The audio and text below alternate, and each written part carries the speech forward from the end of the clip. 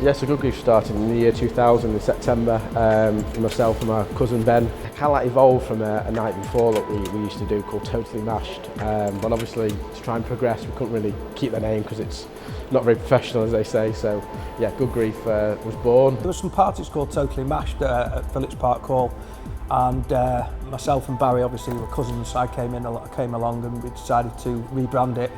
And that's when Goodgreef was born 20 years ago. We did it in a small venue, basically called Phillips Park Hall, which was into the depth of the woods and then basically into like a random old country house with all different levels and stuff like that, really underground vibe. And then I do remember Rob Tissera being one of my sort of heroes.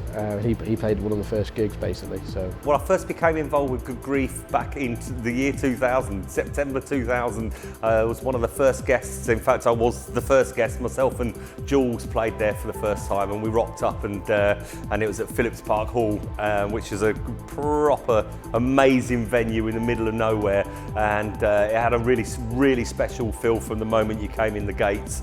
And then we both heard Eddie and Alex Kidd play for the first time, and yeah, they blew the place apart. We agreed, we were doing a gig at Phillips Park Hall, we agreed I'd get there beforehand and set up a mixer and all my kit and played, and played before it opened, and then that's how I started. From that point you started giving us slots, didn't you? Yeah. And obviously you saw me rocking, you thought I was turned up with a mixer under his arm, Burberry hat on, moving the mixer. I was like, who's this chancer? And then he put all his stuff in. Next minute, comes on. The place just went bananas, went golden buzzer. Yeah, unbelievable. That'll do. And back then the Crow was really on top of the DJ. There was lots of low ceiling venues that we used to do events at, hot and sweaty, no phones, everyone immersed in the music and what the DJ was doing and the journey that we were on. Goodgreef back in the early days, it was just, it was off the scale.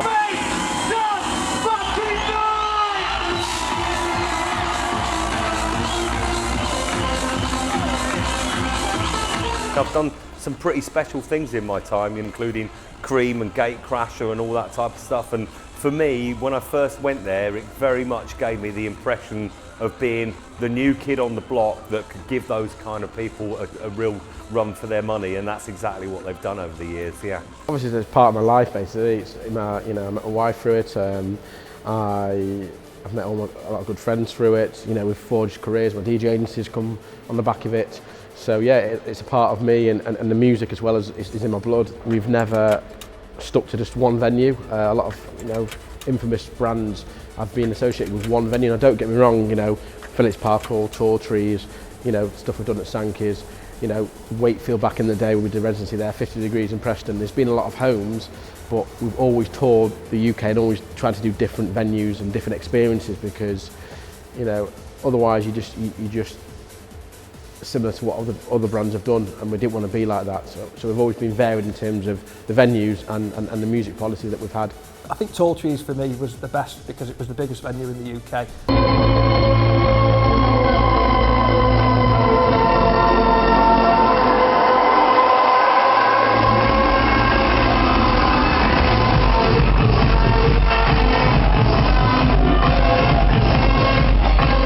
We had like 4,000 or 5,000 people in there. It was just a special moment. We had Tiesto there. That was an amazing moment. Paul Oakenfold, Paul Van Dyke, numerous times. Our first ever Radio 1 Essential mix that we did at a place called Ascension. It was actually Eddie Halliwell's first Essential mix. Probably one of the first times we did Tall Trees as well in the first couple of years with the Tiesto gig. That was special. Having Halliwell at Goodgreef for the first time, when he actually told me backstage that basically he's going to be the world's #1 DJ, and 2 years later that actually happened. And also the days of Sunday Central Goodgreef, the carnage that was and that brought, the after parties at the Marriott Hotel.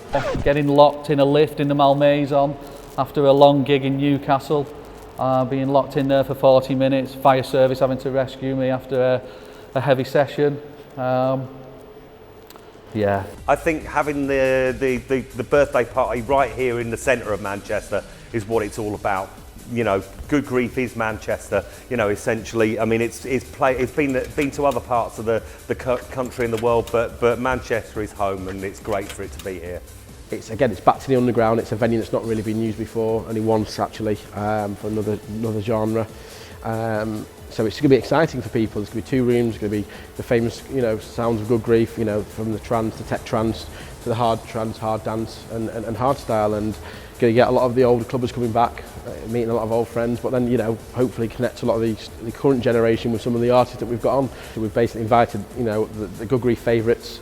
Eddie Halliwell will be one of them. You know, we've got John O'Callaghan, Giuseppe Ottaviani, who's one of our, when he was in New Energy, we used to book him. He's now one of the most popular trance acts in the world. Will Atkinson, who's like, you know, an absolute lunatic, but much loved and very current. And then in the hard room, we've got TNT, who are massive on the hard style front. We've got obviously Alex Kidd and Kutski, who are Goodgreef through and through. We've got Tid Chaos, Andy Whitby, Rob Tissera, who's the original Goodgreef DJ. I mean, the list goes on and on and on. I've probably forgotten some people, there's that many. We've got the pre-party and then we've got the after-party, so it's literally going to be 15 hours of madness, but one not to be missed, that's for sure.